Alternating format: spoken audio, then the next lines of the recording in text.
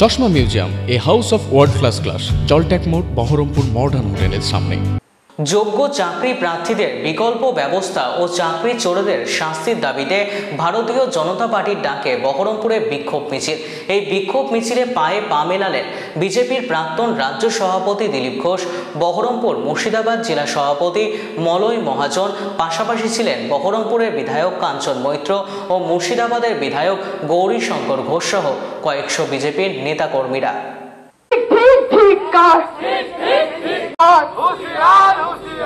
বেকার ছেলে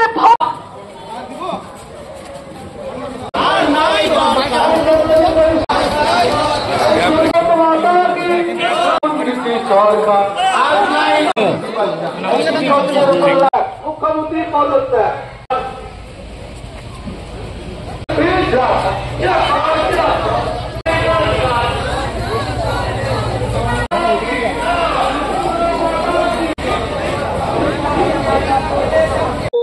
আক্রমণ হচ্ছে, বাড়ি ভাঙা হচ্ছে, মন্দির ভাঙা হচ্ছে, থানার জালি দিয়ে ভয় দেখানো হচ্ছে। তখন মমতা ব্যানার্জি কোথায় থাকেন, পুলিশ কোথায় থাকে? ভয় দেখানো হচ্ছে হিন্দুদেরকে কেবল রাজনৈতিক স্বার্থে। সেই জন্য হিন্দুরা তলোয়ার নিয়ে রামনবমীতে রাস্তায় নেমেছে। ওয়াকফ তো আইন হয়ে গেছে পার্লামেন্টে, কারণ বাপের সামর্থ্য ওটাকে সরায়। কিন্তু এখানকার যে 18,000 যোগ্য প্রার্থীর ভবিষ্যৎকে আপনি খেয়ে নিয়েছেন, তার ব্যাপারে কি হবে বলুন? ওয়াকফ ভুলে যান, তারা দেশ ভুলে গেছে। অন্য ধর্মের লোকেদের কোনো চিন্তা নেই, তারা নিশ্চিন্তে আছেন, শান্তিপ্রিয়। আর ভারতীয় সরকার, কেন্দ্র সরকার আছে, সমস্ত ভারতবর্ষের প্রত্যেকটি ধর্মাবলম্বীকে তার অধিকারের সঙ্গে সুরক্ষিত করবে। কোনো বক্তব্য রাখলো না। রাহুল গান্ধী কেন আসেননি, প্রিয়াঙ্কা গান্ধী কেন আসেননি? তাদের বক্তব্য পার্লামেন্টের রাস্তা অবরোধ করছেন। শাহিনবাগ আমরা জানি 1 বছর বন্ধ করার পরে বাড়ি চলে গেছেন।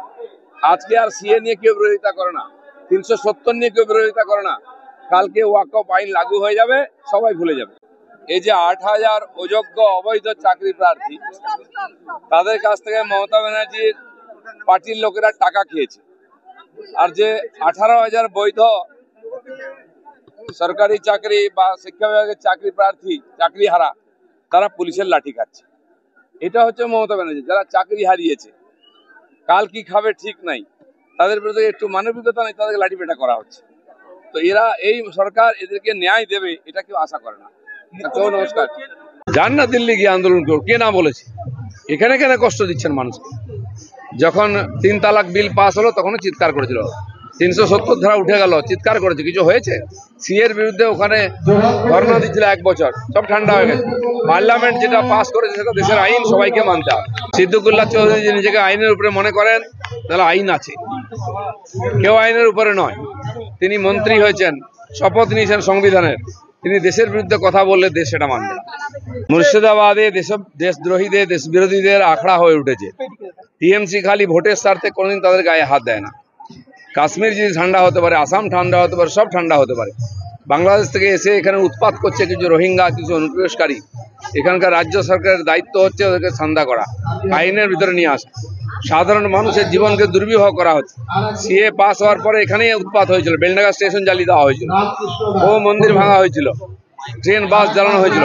মুর্শিদাবাদ জেলাটাকে ধীরে ধীরে ভারত থেকে আলাদা করার চেষ্টা হচ্ছে, পুরো বাংলাকে পশ্চিম বাংলাদেশ চক্রান্ত করার চেষ্টা হচ্ছে। তারই নমুনা। সেটা এখানকার সরকার যদি সচেতন না হয়, হিন্দু সমাজ যেমন রামনবমীতে কোটি কোটি সংখ্যায় রাস্তায় নেমেছে, এই সমস্ত উৎপাতের বিরুদ্ধেও নামবে।